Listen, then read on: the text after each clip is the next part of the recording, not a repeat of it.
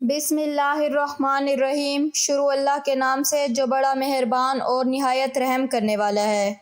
100 سال کے گناہ معاف اور 100 سال کی عبادت کے برابر ثواب۔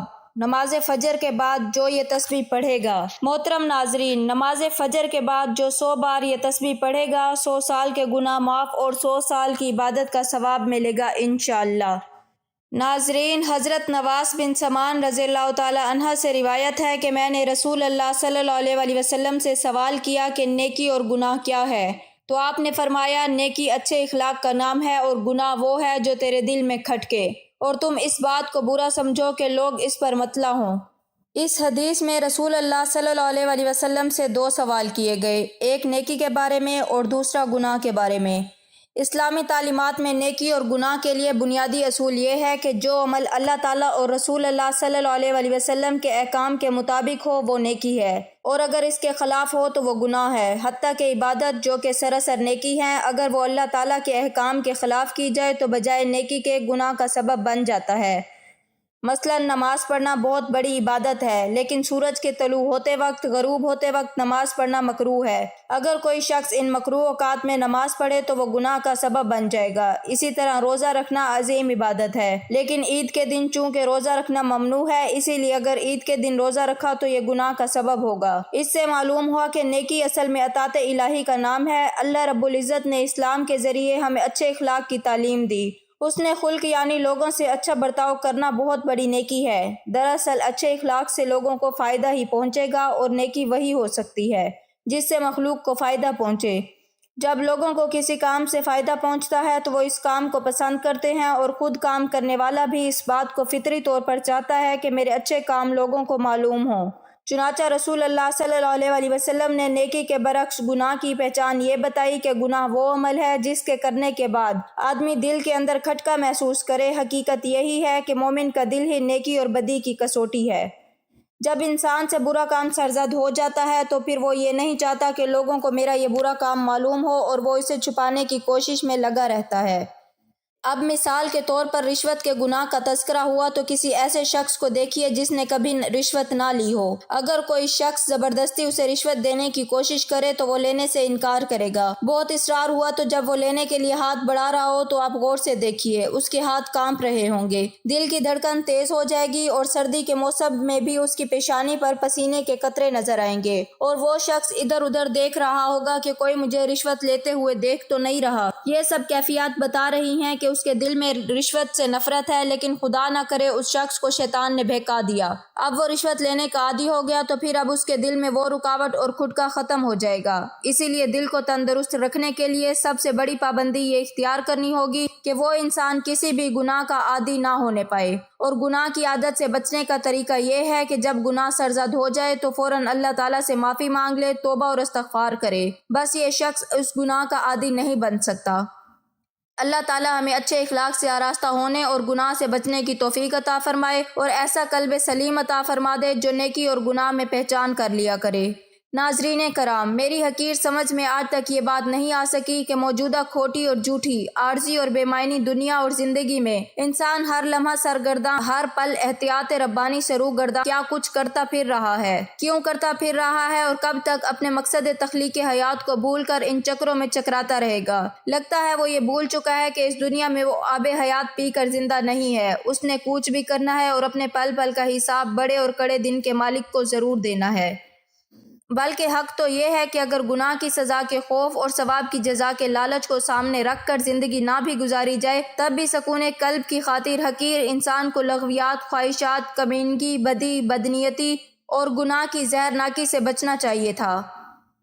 وہ گناہ کی لذت اور ثواب کی اہمیت سے قطعی طور پر نابلد ہو کر خود کو خود ہی جینے کی مہلت دیے جا رہا ہے، جنت دوزخ اور جزا و سزا کو محض نظریہ بے معنی الفاظ سمجھ رہا ہے۔ یہ اس کے پاگل پن کی حتمی انتہا نہیں تو اور کیا ہے۔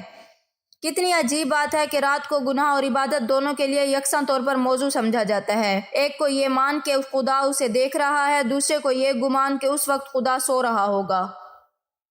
یہ بات کوئی بھی تسلیم نہیں کرتا، مگر حقیقت یہ ہے کہ ہر انسان کی زندگی غلطیوں، خطاؤں اور گناہوں کا پلندہ ہے۔ اگر کبھی یہ غلطیاں، یہ گناہ، یہ خطائیں ان کے سامنے تجسیم میں آ جائیں تو یوں محسوس ہوگا جیسے ایک اکیلا انسان لاکھوں درندوں میں گر گیا ہو۔ سوچیے اگر تریاک کی زیادہ زہر بن جاتی ہے تو انسان کے گناہوں کی زیادتی کا انجام کیا ہوگا۔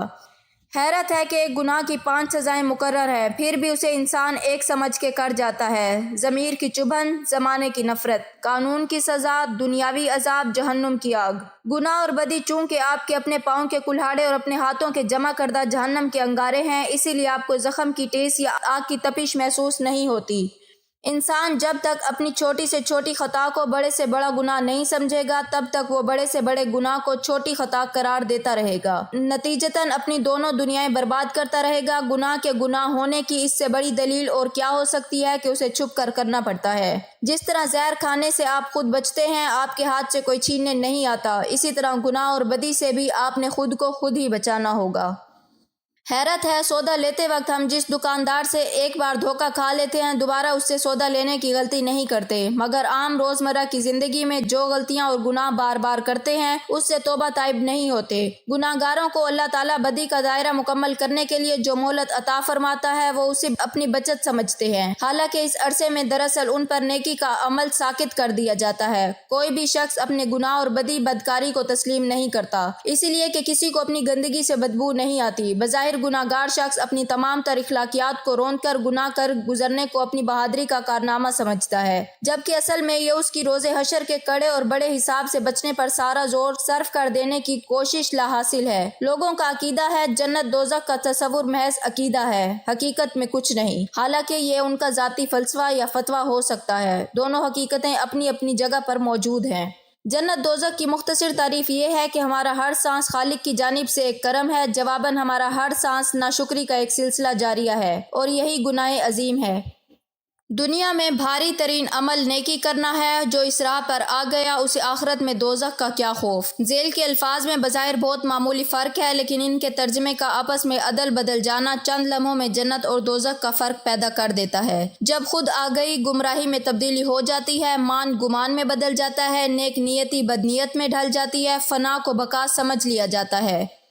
محترم ناظرین، کتاب و سنت کے مطالعے سے یہ بات معلوم ہوتی ہے کہ گناہ انسانی زندگی پر منفی اثرات مرتب کرتے ہیں، اور گناہوں کی ہلاکت خیزی اس قدر شدید ہے کہ انسان کی زندگی میں آنے والے جملہ تکالیف کا ان سے انتہائی گہرا تعلق ہے۔ اللہ تبارک و تعالیٰ سورۃ شورى کی آیت نمبر 30 میں ارشاد فرماتے ہیں، اور جو بھی تمہیں کوئی مصیبت پہنچتی ہے تو وہ اس کی وجہ سے ہے جو تمہارے ہاتھوں نے کمایا، اور وہ درگزر کر دیتا ہے بہت سی باتوں سے۔ جب انسان اجتماعی حیثیت سے گناہ کرتا ہے تو خشکی اور تری میں انسانوں کے گناہ کی وجہ سے فساد ظاہر ہو جاتا ہے۔ اللہ تبارک و تعالیٰ سورۃ روم کی آیت نمبر 41 میں ارشاد فرماتے ہیں، فساد ظاہر ہو گیا خشکی اور سمندر میں، اس وجہ سے جو کمایا لوگوں کے ہاتھوں نے، تاکہ اللہ مزہ چکھائے انہیں اس کا جو انہوں نے عمل کیا، تاکہ وہ رجوع کریں یعنی باز آ جائیں۔ اللہ تبارک و تعالیٰ نے سورۃ نحل میں ایک ایسی بستی کا ذکر کیا جس کو اللہ تبارک و تعالیٰ نے رزق، امن اور اطمینان کی نعمتوں سے نواز رکھا تھا، مگر جب انہوں نے اللہ تبارک و تعالیٰ کی نعمتوں کی ناشکری کی تو اللہ تبارک و تعالیٰ نے ان کی نعمتوں کو چھین کر ان پر بھوک اور خوف کو مسلط کر دیا۔ اللہ تبارک و تعالیٰ سورۃ نحل کی آیت نمبر 112 میں ارشاد فرماتے ہیں، اور بیان کی اللہ نے مثال ایک ایسی بستی کی جو تھی امن والی، اطمینان والی، آتا تھا اس کے پاس اس کا رزق کھلا ہر جگہ سے، تو اس نے ناشکری کی اللہ تعالیٰ کی نعمتوں کی تو چکھایا اس کو اللہ نے بھوک، اور پہنایا اس کو خوف کا لباس، اس وجہ سے جو وہ کرتے تھے۔ ان آیت مبارکہ سے اس نتیجے کو اخذ کرنا کچھ مشکل نہیں کہ گناہوں کے نتائج کس قدر ہلاکت خیز ہیں۔ گناہوں سے بچنے کے لیے شریعت نے بعض ایسے اعمال کی طرف رہنمائی کی ہے جن کو بجا لانے سے انسان گناہوں کے اثرات بد سے محفوظ ہو سکتا ہے۔ اس حوالے سے چند اہم اعمال درج ذیل ہیں۔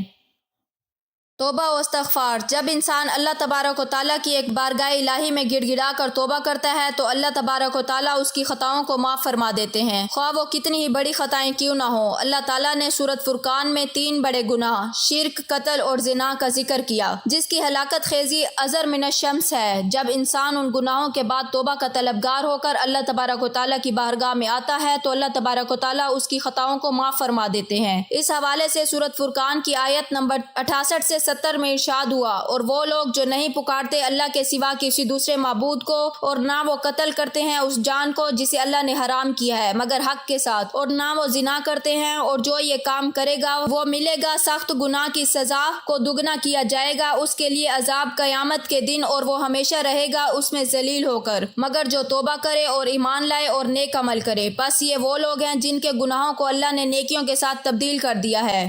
तकवा, जब इंसान अल्लाह तबारक व तआला के खौफ की वजह से गुनाहों को छोड़ देता है तो अल्लाह तबारक व तआला उसकी खताओं को माफ़ फरमा देते हैं। अल्लाह तबारक व तआला सूरत तलाक की आयत नंबर 5 में इरशाद फरमाते हैं, और जो अल्लाह से डरेगा तो वो दूर कर देगा उससे उसकी बुराइयां, और वो ज़्यादा कर देगा उसका अजर।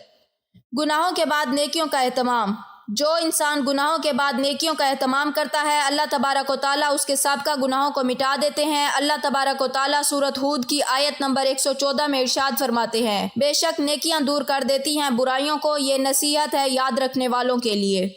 सदकात का एहतमाम, जो इंसान अल्लाह तबारक व तआला की बारगाह में उसके दिए गए माल में से खर्च करता है तो अल्लाह तबारक व तआला उसके गुनाहों को मिटा देते हैं। अल्लाह तबारक व तआला ने सूरत तौबा की आयत नंबर 103 में इरशाद फरमाया, आप लीजिए उनके मालों में से सदका ताकि आप पाक करें उन्हें और अपना तज़किया करें, और उनका उसके ज़रिए और दुआ फरमाएं उसके हक़ में, बेशक आपकी दुआ बाइसे सकून है उनके लिए। तस्बीह का एहतमाम, जो शख्स सुबह शाम 100 मरतबा सुबहान अल्लाह व बिहम्दिही का विर्द करता है अल्लाह तबारक व तआला उसके गुनाहों को मिटा देते हैं, ख्वाह व समंदर की झाग के बराबर ही क्यों ना हो। नबी करीम सल्लल्लाहु अलैहि वसल्लम की इत्तिबा, जो शख्स नबी करीम सल्लल्लाहु अलैहि वसल्लम की इत्तिबा करता है अल्लाह तबारक व तआला उसके गुनाहों को मिटा देते हैं। अल्लाह तबारक व तआला सूरत आले इमरान की आयत नंबर 31 में इरशाद फरमाते हैं, आप कह दें अगर हो तुम मोहब्बत करते अल्लाह से तो मेरी पैरवी करो, अल्लाह तुमसे मोहब्बत करने लगेगा और वो माफ़ कर देगा तुम्हारे लिए तुम्हारे गुनाह, और अल्लाह बहुत बख्शने वाला बहुत मेहरबान है। रास्त गोई, जो शख्स ज़िंदगी के नशेब व फराज के दौरान हमेशा सच्चाई से काम लेता है अल्लाह तबारक व तआला उसकी खताओं को माफ़ फरमा देते हैं। सूरत अहज़ाब की आयत 70 ta 71 में इरशाद हुआ, ए वो लोगो जो ईमान लाए हो अल्लाह से डरो और बिल्कुल सीधी बात कहो, वो दुरुस्त कर देगा तुम्हारे लिए तुम्हारे अमाल, और वो बख्श देगा तुम्हारे लिए तुम्हारे गुनाह, और जो अतात करे अल्लाह और उसके रसूल सल्लल्लाहु अलैहि वसल्लम की तो यकीनन उसने कामयाबी हासिल की, बहुत बड़ी कामयाबी। हज और उम्रे का एहतमाम, जो इंसान अल्लाह तबारक व तआला की रज़ा के लिए हज करता है अल्लाह तबारक व तआला उसकी खताओं को माफ़ फरमा देते हैं और उसको इस तरह कर देते हैं जैसे वो आज ही अपनी माँ के पेट से पैदा हुआ है। इस ज़मन में एक हदीस दर्ज झेल है। सनन निसानी और इब्ने माजा में सैयदना उमर बिन खत्ताब रज़ियल्लाहु तआला अन्हु से रिवायत है कि नबी करीम सल्लल्लाहु अलैहि वसल्लम ने फरमाया, यके बाद दिगरे हज और उम्रे अदा करते रहो, क्योंकि इन दोनों को पे दर पे अदा करने से फिक्र फाका और गुनाह यूं ख़त्म हो जाते हैं जैसे भट्टी मैल कुचैल को ख़त्म कर देती है। कुरान मजीद पर मुस्तकिम ईमान, जो शख्स कुरान मजीद पर मुस्तकिम ईमान रखता है तो अल्लाह तबारक व तआला उसकी खताओं को माफ़ फरमा देते हैं। इस हवाले से सूरत मोहम्मद की आयत नंबर 2 में इरशाद हुआ, और वो लोग जो ईमान लाए और उन्होंने नेक अमल किए, और वो ईमान लाए उस कुरान पर जो नाजिल किया गया मोहम्मद सल्लल्लाहु अलैहि वसल्लम पर, और वही हक है उनके रब की तरफ से, अल्लाह ताला ने दूर कर दिया उनसे उनकी बुराइयां और उनके हाल की इस्लाह कर दी। अगर मज़कूरा बाला अमाल पर तवज्जो दी जाए तो इंसान गुनाहों से पाक हो सकता है। अल्लाह तबारक व तआला हम सब को गुनाहों से पाक जिंदगी गुजारने की तौफीक अता फरमाए, आमीन सुम्मा आमीन। नाज़रीन, जो शख्स फजर की नमाज के बाद 100 मरतबा ये तस्बीह पढ़ेगा उसके 100 साल के गुनाह माफ़ होंगे। 200 मरतबा पढ़ेगा 2 साल के गुनाह माफ़। अगर पूरे दिल से पढ़कर अगर आप 100 करोड़ भी मांगेंगे तो अल्लाह ताला आपको 100 अरब देगा। नाज़रीन, आज का वजीफ़ा अल्लाह ताला के नाम का और कुरान मजीद की एक छोटी सी सूरत का है। आपने अल्लाह ताला का मुबारक नाम या रहीम या करीम 101 मरतबा पढ़ना है, यानी कि एक तस्बीह मुकम्मल पढ़नी है। इसके बाद आपने सूरतुल कौसर 7 मरतबा पढ़नी है। इन्ना आतैना कल कौसर फसल्लि लिरब्बिका वन्हर इन्ना शानियका हुवल अब्तर। सूरतुल कौसर पढ़ने के बाद एक तस्बीह इस दरूद की पढ़नी है, अल्लाहुम्मा सल्लि अला मुहम्मदिन नबिय्यिल उम्मी व अला आलिहि व सहाबिहि व बारिक वसल्लम। ये दरूद पाक पढ़ना है। जब ये सारा अमल मुकम्मल हो जाए तो आपने अल्लाह ताला से अपने गुनाहों की बख्शिश मांगनी है। इंशाअल्लाह इस अमल की बदौलत आपके 100 साल के गुनाह होंगे तो वो भी माफ़ हो जाएंगे और 100 साल की इबादत का सवाब मिल जाएगा। दुआ एक अजीम शान इबादत है जिसकी अज़मत व फजीलत पर बकसरत आयात करीमा और अहदीस तैयबा वारिद हैं। दुआ की निहायत अज़मत में एक हिकमत यह भी है कि दुआ अल्लाह ताला से हमारी मोहब्बत के इजहार, उसकी शान अलवहियत के हजूर हमारी अब्दियत की अलामत है।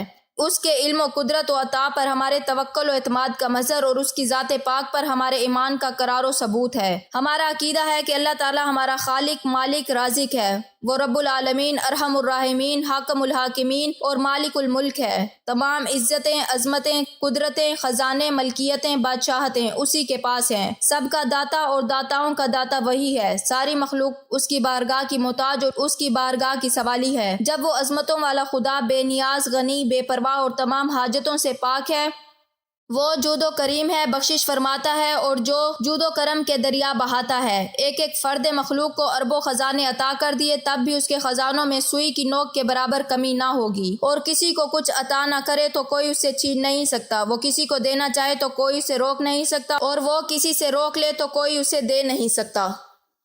جب ہم دعا مانگتے ہیں تو اللہ تعالیٰ کے بارے میں یہی عقیدہ و ایمان ہمارے دل و دماغ میں شعوری و لاشعوری طور پر موجود ہوتا ہے، جو الفاظ و کیفیات کی صورت میں دعا کے سانچے میں ڈھل جاتا ہے۔ اس حکمت کو سامنے رکھ کر غور کر لیں کہ جب دعا اس قدر عظیم عقیدے کا اظہار ہے تو کیوں نہ اعلیٰ درجے کی عبادت بلکہ عبادت کا مغز قرار پائے۔ اللہ تعالیٰ کے نزدیک کوئی چیز دعا سے بزرگ تر نہیں۔ دعا مصیبت و بلا کو اترنے نہیں دیتی۔ دعا مومنوں کا ہتھیار، دین کا ستون اور آسمان و زمین کا نور ہے۔ دعا کرنے سے گناہ معاف ہوتے ہیں۔ دعا عبادت کا مغز ہے۔ اللہ تعالیٰ دعا کرنے والے کے ساتھ ہوتا ہے۔ جو بلا اتر چکی اور جو نہیں اتری، دعا ان سے نفع دیتی ہے۔ دعا رحمت کی چابی ہے۔ دعا قضا کو ٹال دیتی ہے، دعا بلا کو ٹال دیتی ہے۔ جسے دعا کرنے کی توفیق دی گئی اس کے لیے رحمت کے دروازے کھول دیے گئے۔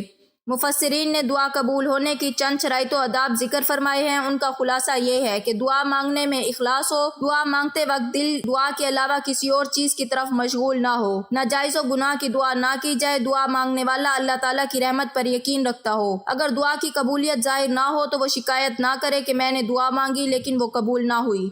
جب ان شرطوں کو پورا کرتے ہوئے دعا کی جاتی ہے تو وہ قبول ہوتی ہے، لیکن یہ ذہن میں رکھیں کہ قبولیت دعا کا اصل معنی ہے کہ بندے کی پکار پر اللہ تعالیٰ اسے لبیک یا عبدی فرمانا۔ یہ ضروری نہیں کہ جو مانگا وہ مل جائے، بلکہ مانگنے پر کچھ ملنے کا ظہور دوسری صورتوں میں بھی ہو سکتا ہے۔ مثلاً اس دعا کے مطابق گناہ معاف کر دیے جائیں، یا آخرت میں اس کے لیے ثواب ذخیرہ کر دیا جائے، یا اصل مانگی ہوئی شے کی جگہ اس سے بہتر چیز عطا کر دی جائے، یا اس دعا میں مانگی ہوئی چیز بندے کی زیادہ ضرورت کے وقت تک مؤخر کر دی جائے۔